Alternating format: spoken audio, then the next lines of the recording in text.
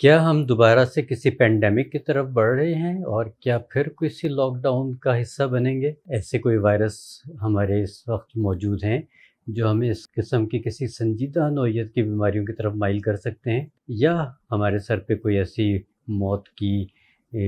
چھڑی لہرا رہی ہے جس کو ہم اگنور کر رہے ہیں؟ اس کے اوپر آج کی ویڈیو ہے، بہت غور سے دیکھیے گا، بہت سمجھیے گا، بہت امپورٹنٹ ویڈیو ہے۔ بسم اللہ الرحمن الرحیم، السلام علیکم۔ آج کی ویڈیو بہت ہی امپورٹنٹ ٹاپک پر ہے اور اس وقت پوری دنیا میں اس کے اوپر بات ہو رہی ہے، تو میں سوچا ایک کرنٹ افیئرس کے حوالے سے بھی یہ امپورٹنٹ ہے اور بیماریوں کے حوالے سے بھی یہ بہت امپورٹنٹ ہے، جس کے جو یہ ٹاپک میں سوچا آپ کے ساتھ شیئر کروں، یہ ہے ایم پاکس، جس کو پہلے کہا جاتا تھا منکی پاکس، لیکن اب WHO نے اپنی گائیڈ لائنس جو دی ہیں اس میں اس کو ایم پاکس کے نام سے پکارا جائے گا اور اسی حوالے سے اس کی ساری چیزیں بتائی جائیں گی۔ تو ایم پاکس ایک ایسا وائرس ہے جو کچھ سال پہلے افریقہ کے ایک جگہ کانگو سے، وہاں پہ کچھ بندر تھے یعنی کہ منکیز تھے، ان منکیز میں یہ وائرس دیکھا گیا اور اس کے جو سمٹمز تھے کچھ عرصے کے بعد وہ پھر انسانوں میں منتقل ہونے لگے۔ اس کی ریزن یہ تھی کہ وہاں پہ کچھ فیملیز یا کچھ لوگ ایسے تھے جو ان بندروں کے ساتھ رابطے میں تھے یا کانٹیکٹ میں تھے، یا ان کے ساتھ ان کا آپ یہ کہہ لیجئے کہ کسی نہ کسی طرح سے ان کے ساتھ رابطہ رہا۔ اس کے بعد پھر ایک لیبارٹری میں کچھ بندر لائے گئے اور اس میں سے ایک بندر کو بھی یہ بیماری تھی، تو وہاں سے یہ پتہ چلا کہ یہ خاص قسم کا وائرس ہے جو بندروں میں ہوتا ہے، اور پھر اسی لیے اس کا نام پہلے رکھا گیا منکی پاکس، جو کہ اب کہلاتا ہے ایم پاکس۔ ایم پاکس کے بارے میں اب کہا یہ جا رہا ہے کہ یہ ایک اور پینڈیمک یعنی کہ عالمی سطح کے ایک وبا کی صورت اختیار کر سکتا ہے۔ اس کی وجہ یہ ہے کہ یہ اس کے سمٹمز بھی ایسے ہیں جو کیموفلاج ہو جاتے ہیں۔ دوسری بات یہ ہے کہ اس انٹرنیشنل ٹریولنگ کے ذریعے یہ پھیلے گا، اور اس کے علاوہ پھر اگین وہی والی بات ہے کہ ابھی تک اس کی ویکسینیشن تو تیار شاید ہو گئی ہے لیکن ایزیلی اویلیبل نہیں ہے۔ لیکن یہ شدید کتنا ہے، اس کا کیا نقصان ہو سکتا ہے، اس سے کیا اموات ہو سکتی ہیں، ان سب کے اوپر یہ ہم فرداً بات کرتے ہیں، لیکن یہ ہے کہ اس امپورٹنٹ ٹاپک کو ضرور غور سے سنیے گا اور کوشش کیجیے گا کہ اس ویڈیو کو اپنے قریبی حلقے میں ضرور شیئر کریں تاکہ سب کو اس کی اویئرنیس ہونی اس وقت بہت ضروری ہے، کیونکہ ہمیں نہیں پتہ کہ ہم میں سے کون اس کا کیریئر بن سکتا ہے، خدا نخواستہ۔ تو اس کے سمٹمز پہ بھی بات کریں گے، اس کے ویریئنٹس پہ بھی بات کریں گے، اور دیکھیں گے کہ اس کا علاج بھی کس طرح سے کیا جا رہا ہے اور کیا اس کا مزید علاج ہو سکتا ہے۔ تو ایم پاکس یعنی کہ منکی پاکس، میں پوری ویڈیو میں ایم پاکس کی ہی بات کروں گا۔ ایم پاکس کے حوالے سے اگر ہم دیکھیں تو یہ ایک ایسی بیماری ہے جو افریقہ سے اسٹارٹ ہوئی، افریقہ کے شہر کانگو سے اسٹارٹ ہوئی، بلکہ اس کو افریقن کانگو بیسن کا نام سے پکارا جانے لگا، لیکن اب WHO نے اس کو کلیڈ 1 کے نام سے لکھنا شروع کر دیا ہے۔ اس کے دو ویریئنٹس ہیں، کلیڈ 1 یعنی کہ کانگو بیسن وائرس، کلیڈ 2 یعنی کہ ویسٹ افریقن وائرس۔ جو پہلے یہ ویسٹ افریقن کہلاتا تھا، اب یہ کلیڈ 2 کہلائے گا۔ اچھا، کلیڈ 1 اور کلیڈ 2 کے سمٹمز تقریباً ایک جیسے ہیں، تقریباً کیا بلکہ تقریباً سے بھی زیادہ ایک جیسے ہیں، لیکن فرق کہاں پر آتا ہے کہ کلیڈ 1 کے سمٹمز زیادہ ایگریسیولی سامنے آتے ہیں اور کلیڈ 2 کے سمٹمز تھوڑے سے مائلڈر انداز میں ہمارے سامنے آتے ہیں۔ تو کہا یہ جاتا ہے کہ کلیڈ 1 جو ہے وہ کیونکہ اس کے سمٹمز بہت نمایاں ہیں، بہت پرومیننٹ ہیں، بہت ایگریسیولی آتے ہیں، تو اس لیے اس کو ہینڈل کرنا شاید آسان ہے، جبکہ کلیڈ 2 کو ہینڈل کرنا شاید تھوڑا سا مشکل ہو جائے کیونکہ اس کے سمٹمز مائلڈ بھی ہیں، دوسرا یہ ہے کہ یہ بہت جلدی سامنے نہیں آتے، اور دوسری بات یہ کہ کلیڈ 2 کے مزید ویریئنٹس بھی آ گئے ہیں۔ تب یہ وائرس ایسا ہے جو مستقل اپنے آپ کو میوٹیٹ کر رہا ہے۔ میوٹیٹ سے ہم اس کی مراد یہ لے سکتے ہیں کہ یہ اپنی ویریشنز کو بڑی ریپڈلی بنا رہا ہے، اپنی شکل کو چینج کر رہا ہے، اور اس لیے اس کو ہم زیادہ خطرناک اس لیے مان رہے ہیں کہ ایک ویریئنٹ کا کوئی علاج شروع ہونے کی کوشش ہوتی ہے تو اگلا ویریئنٹ اس کا آ چکا ہوتا ہے اور یہ اپنے آپ کو بہت جلدی میوٹیٹ کر رہا ہے۔ تو پہلے کلیڈ 1 تھا، پھر کلیڈ 2 ہوا، اب کلیڈ 2 کی مزید کلاسیفیکیشن آ گئی ہے، سب کلیڈ 1، سب کلیڈ 2، اور سب کلیڈ 1 کا اے اور بی بھی آ گیا ہے۔ اچھا، سب کلیڈ 2 کا جو اے ہے اور سب کلیڈ 2 کا جو بی ہے، اس کو گلوبل وارننگ کے طور پہ بھی لیا جا رہا ہے کہ اس کو یہ وہ ویریئنٹ ہوگا جو گلوبلی پھیلے گا، اور اس کی وجہ یہ ہے کہ یہ والا ویریئنٹ ایسا ہے جو بہت عرصے تک آپ کی باڈی میں ڈورمنٹ کنڈیشن میں رہ سکتا ہے، 2 ہفتے 3 ہفتے تک بھی یہ رہ سکتا ہے، اور اس کے بعد پھر یہ اپنے سمٹمز دکھانا شروع ہوتا ہے۔ تو جتنی دیر یہ ڈورمنٹ کنڈیشن میں رہتا ہے تو یہ اس کے کیریئر بننے کے بعد جو سمٹمز آتے ہیں اس میں کافی لمبا گیپ ہوتا ہے۔ تو اس دوران نہ پیشنٹ کو پتہ ہے کہ میں اس کا ایمپاکس کا کیریئر ہوں اور مجھے کوئی اس کے سمٹمز نہیں آ رہے، تو اس دوران وہ اپنے علاوہ کئی لوگوں کو یہ وائرس ٹرانسفر کر چکا ہوتا ہے۔ تو اس لیے یہ ایک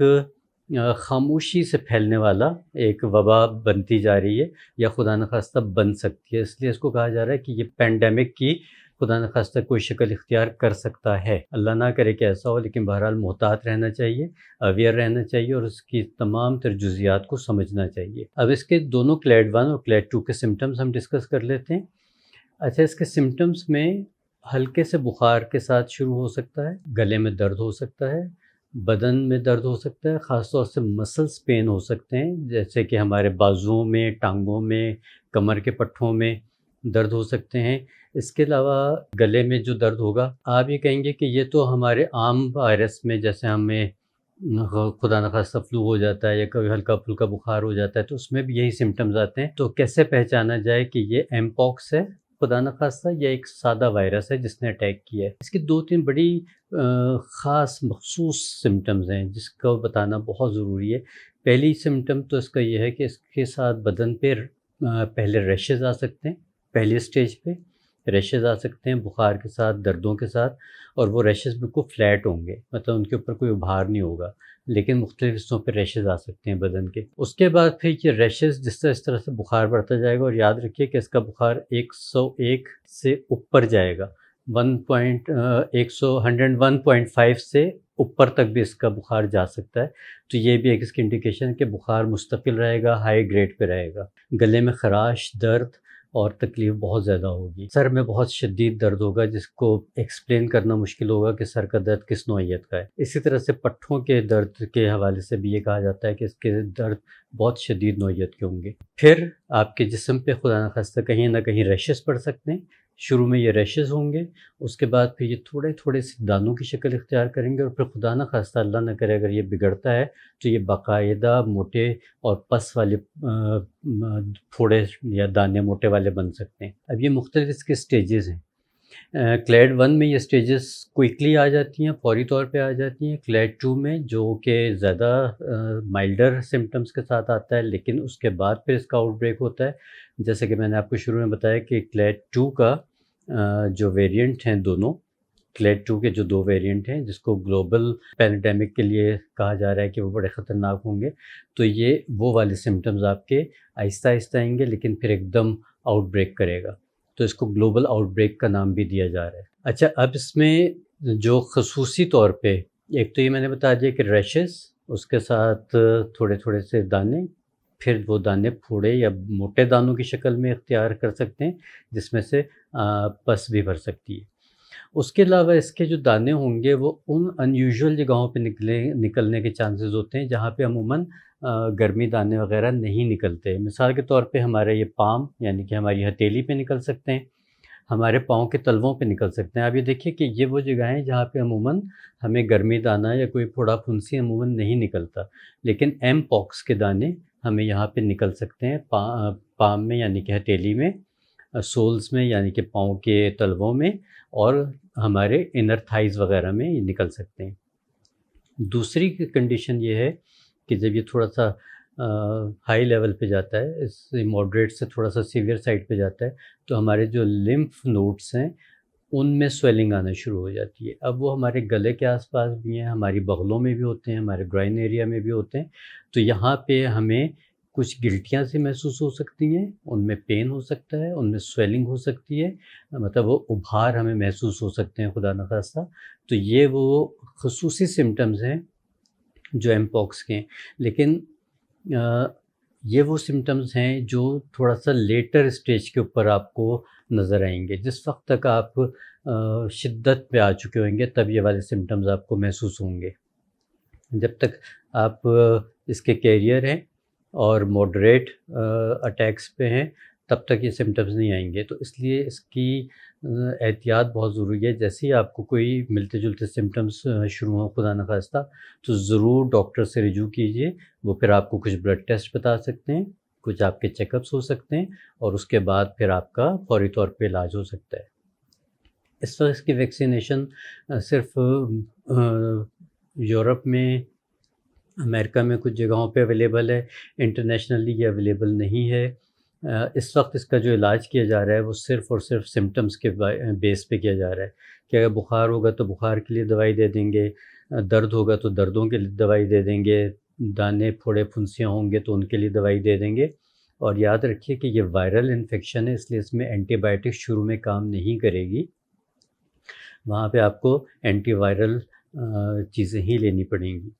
اینٹی بائیوٹک کس اسٹیج پہ کام کر سکتی ہے؟ جس وقت خدا نخواستہ یہ پھوڑے پھنسیاں آپ کے بہت بڑھ چکی ہوں اور ان میں پس پڑ چکی ہو، تو پھر اس پس کو، اس چیز کو ختم کرنے کے لیے اینٹی بائیوٹک کچھ سپورٹ کر سکتی ہے. ادروائز جب وائرل انفیکشنز ہوتے ہیں تو اس میں اینٹی بائیوٹک کا اتنا رول نہیں ہوتا، بلکہ الٹا وہ آپ کی امیونٹی کو ویک کرتا ہے. تو اس لیے جب بھی ڈاکٹر سے بھی مشورہ کریں تو ڈاکٹر کے ساتھ ان سب باتوں کو ضرور ڈسکس بھی کیجیے. اب یہ کن لوگوں کو ہو سکتا ہے؟ ہر کسی کو ہو سکتا ہے. یہ ہر کسی کو ہو سکتا ہے، کسی بھی ایج میں ہو سکتا ہے. اس کے لیے کوئی قید نہیں ہے کہ بچے ہیں، بوڑھے ہیں، جوان ہیں، یا مرد ہیں یا عورتیں ہیں. کوئی قید نہیں ہے، یہ ہر ایک کو ہو سکتا ہے. کسی کو بھی ہوگا تو یہ اس کا کیریئر بن جائے گا. دوسری خطرناک بات جو اس کی ہے وہ یہ ہے کہ اس کا جو وائرس ہے وہ بہت لمبے عرصے تک کسی جگہ پہ رہ سکتا ہے. مطلب فرض کیجئے کہ یہ سرفیس ہے، یہ چیئر ہے، تو اس چیئر کے اوپر، اس سرفیس کے اوپر اگر یہاں پہ ڈائریکٹ سن لائٹ نہیں آ رہی اور سورج کی روشنی نہیں ہے، یہاں پہ کسی اینٹی وائرس، اینٹی بیکٹیریل یا کسی اچھے جرمیسائڈ سے آپ نے اس کو صاف نہیں کیا ہوا ہے جس جگہ کو، تو پھر یہ یہاں پہ 2 ہفتے تک رہ سکتا ہے. فرض کیجئے آپ کسی ہوٹل میں گئے، آپ کسی پبلک پلیس پہ گئے، آپ نے کوئی پبلک ٹرانسپورٹ استعمال کی، آپ نے ایئرپورٹ کی کوئی چیئر استعمال کی، لاؤنج کی، آپ نے جہاز کی کوئی سیٹ استعمال کی، آپ نے بسوں کا اڈا استعمال کیا، آپ نے رکشہ ٹیکسی استعمال کیا، اور خدا نخواستہ وہاں پہ کوئی ایم پاکس کا پیشنٹ بیٹھ کے جا چکا جو آپ کو نہیں پتہ، یا اس پیشنٹ کو خود بھی شاید نہیں پتہ، تو وہ وہاں پہ اپنا وائرس چھوڑ گیا. اب اگر وہاں پہ آپ دیکھیں کہ ہماری بسیں، ٹرینیں یا ہماری پبلک پلیسز عموماً بند جگہوں پہ ہوتی ہیں جہاں پہ دھوپ کی، سورج کی روشنی کا کوئی گزر نہیں ہوتا، کوئی وینٹیلیشن کا بہت خاص انتظام نہیں ہوتا. ہم اے سی میں بیٹھے ہوتے ہیں اور اے سی میں وہی ہوا گردش کر رہی ہوتی ہے، کوئی فریش ایئر نہیں آتی. اس کے بعد ہم کسی بھی جرمیسائڈ سے ان جگہوں کو صاف نہیں کرتے، ہم وہاں پہ صفائی کا خیال اتنا زیادہ نہیں رکھتے، یا خاص طور سے جرمیسائڈس کا خیال نہیں رکھتے. تو پھر یہ سمجھ لیجئے کہ اگر وہاں پہ آپ کا ہاتھ ٹچ ہو گیا، آپ بیٹھ گئے، آپ کے کپڑوں پہ وہ وائرس لگ گیا، تو بس پھر آپ گئے. آپ گئے سے مراد یہ کہ خدا نخواستہ آپ اس وائرس کا شکار ہو جائیں گے، اور یہ ڈیفینیٹلی ہو جاتا ہے. یہ وائرس ایسا نہیں ہے کہ یہ آپ کو چھوڑ دے گا، یہ اگر آپ کے کانٹیکٹ میں آ گیا تو بس سمجھ لیجئے کہ یہ آپ کی باڈی میں چلا گیا. اب یہ پھیلتا کیسے؟ ایک تو میں نے آپ کو بتایا کہ پبلک پلیسز سے پھیلے گا. دوسرا یہ کہ یہ آپ کے کسی بھی، اگر کسی بھی شخص کو ہو گیا ہے آپ کے گھر میں خدا نخواستہ، آپ کی فیملی میں، آپ کی سراؤنڈنگز میں، آپ کے آفس میں، تو یہ ان کی کسی بھی سیکریشن سے پھیل سکتا ہے. وہ لعاب بھی ہو سکتا ہے، وہ یورین بھی ہو سکتا ہے، وہ ایون اگر ان کو چھینک آئے گی اور وہ چھینک آپ کے قریب چھینک لیا جاتا ہے، تو چھینک کے جو ڈراپلیٹس ہوں گے، یا کھانسی آتی ہے، کھانسی کے جو ڈراپلیٹس ہوں گے، ان سے بھی یہ آپ میں ٹرانسفر ہو سکتا ہے. اگر وہ آپ کے جسم پہ لگ گئے اور آپ کے منہ پہ لگ گئے، چہرے پہ لگ گئے، تو اس لیے یہ کسی بھی کلوز کانٹیکٹ کے ساتھ پھیل سکتا ہے. بالکل ایسی جیسے سارے وائرس پھیلتے ہیں، لیکن اس کی شدت زیادہ ہو سکتی ہے. دوسری چیز یہ ہے کہ اس کے پھیلنے کو روکا کیسے جا سکتا ہے کہ جیسے ہی کسی کو ہلکا سا بھی کوئی سمٹم آئے اور پتہ چل جائے، فائنڈنگز ہو جائیں، تو پھر آپ نے اپنے آپ کو، یا آپ کا جو بھی گھر میں ہے اس کو آپ نے آئسولیٹ کر دینا ہے. آپ نے اس کو کمرے میں رکھ دینا ہے، اس کا کھانا پینا سب کچھ اس کو کمرے میں پہنچائیے، اس کے کپڑے وہیں پہ واش کریں، وہ خود ہی واش کریں، اس کو ایسی جگہ پہ رکھیں جہاں پہ اس کمرے میں دھوپ آتی ہو، تاکہ دھوپ کی روشنی سے وہ وائرس جو کمرے میں ہے وہ ساتھ ساتھ مرتا جائے۔ کپڑے اچھی طرح سے دھونے کے بعد تیز دھوپ میں سکھائے جائیں۔ جو بھی استعمال کی چیزیں ہیں، تکیہ ہے، بیڈ شیٹ ہے، گدا ہے، کھانے پینے کے برتن ہیں، ان سب چیزوں کو خوب اچھی طرح سے دھویا جائے، اور اگر کوئی ان کو سرو کر رہا ہے تو وہ اپنے گلوز پہنے اور اس کے بعد پھر وہ گلوز کو ڈسکارڈ کر دیا جائے۔ تو یہ وہی ساری احتیاطیں ہیں آلموسٹ جو ہمیں کووڈ کے زمانے میں دیکھنے کو سننے کو ملی تھیں۔ لیکن وہاں پہ کیا مسئلہ تھا، کووڈ میں کیا تھا کہ ہمیں اچانک سب کچھ ہوا، جس میں ہمیں سنبھلنے کا موقع نہیں ملا۔ ایم پاکس کیونکہ 2022 میں یہ زیادہ پھیلا، 2022 میں انگلینڈ میں بھی اس کے کچھ کیسز وغیرہ ملے، پھر انڈیا میں بھی ملے، کچھ سنا گیا کہ پاکستان میں بھی اس کے کچھ کیسز نظر آئے، لیکن اس کے بعد پھر یہ دوبارہ سے ڈورمنٹ ہو گیا، مطلب یہ دوبارہ سے دب گیا۔ اب کہا یہ جا رہا ہے کہ یہ پھر سر اٹھا رہا ہے اور خدا نخواستہ بہت شدت کے ساتھ آئے گا، لیکن اب ہمیں اس کے بارے میں کچھ معلومات ہیں، اس کے بارے میں ہم کچھ جانتے ہیں کہ ایم پاکس کیا ہے اور ایم پاکس کو کیسے ہم ہینڈل کر سکتے ہیں، ٹیکل کر سکتے ہیں۔ تو یہ تو ہو گئی اس کی ساری ڈیٹیلز کہ ایم پاکس کیا ہے، اس کے سمٹمز کیا ہیں، اس کا پھیلاؤ کیسے ہو سکتا ہے، اور اس کو ہم کیسے تھوڑا سا کنٹرول کر سکتے ہیں کہ ہم اپنی آب و ہوا صاف رکھیں، ہم اپنی ہائیجین کا بہت اچھی طرح سے خیال رکھیں، ہم اپنے گھروں کو کسی بھی اچھے جرمیسائڈ سے صاف کریں، اور یہ ساری احتیاطیں ہم کریں۔ اس کے علاوہ اپنی امیونٹی کو بہتر کریں۔ دیکھیں جس طرح سے ہم دنیا میں پولوشن پھیلتی جا رہی ہے، نئے سے نئے بیماریاں آتی جا رہی ہیں، نئے سے نئے وائرس آتے جا رہے ہیں، اس کے بھی پھر ویریئنٹس آتے جا رہے ہیں، تو بات ایک جگہ آ کے ٹھہرتی ہے کہ ہمیں اپنی امیونٹی کو اسٹرانگ کرنا ہے۔ اب امیونٹی کو اسٹرانگ ہم اسی طرح کر سکتے ہیں کہ آپ نے ہر وہ خوراک چھوڑ دینی ہے جو آپ کے بدن میں انفلیمیشن لے کے آئے۔ وہ خوراکیں کیا ہو سکتی ہیں؟ وہ خوراکیں آپ کے ریفائنڈ آئلس ہیں جن کو آپ کو چھوڑنا ہے، وہ خوراکیں آپ کے گھی ہیں جو وناسپتی یا بناسپتی گھی جن کو کہا جاتا ہے، ان کو آپ نے چھوڑنا ہے۔ آپ نے پیکٹ والی ہر چیز چھوڑ دینی ہے، آپ نے فریز ہوئی ہوئی ہر چیز چھوڑ دینی ہے، آپ نے بازاروں میں جتنے فینسی چیزیں ہیں ان کو چھوڑ دینا ہے، کھانے پینے کی چیزیں۔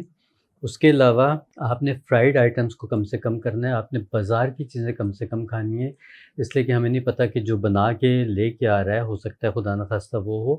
تو آپ نے بازار کے اشیاء کو کم سے کم کھانے پینے میں استعمال کرنا ہے۔ یہ وہ ساری خوراکیں ہیں جو آپ کے بدن کو انفلیمڈ کرتی ہیں، یعنی کہ سوزش پیدا کرتی ہیں، اور جب آپ کے بدن میں کہیں پہ بھی سوزش ہوتی ہے، انفلیمیشن ہوتی ہے، تو پھر آپ سمجھ لیجئے کہ آپ کی امیونٹی ویک ہو جاتی ہے، وہاں پہ کسی بھی وائرس کا حملہ کرنا بہت آسان ہو جاتا ہے۔ تو اس لیے انفلیمیشن والی ساری غذاؤں کو دور کیجئے۔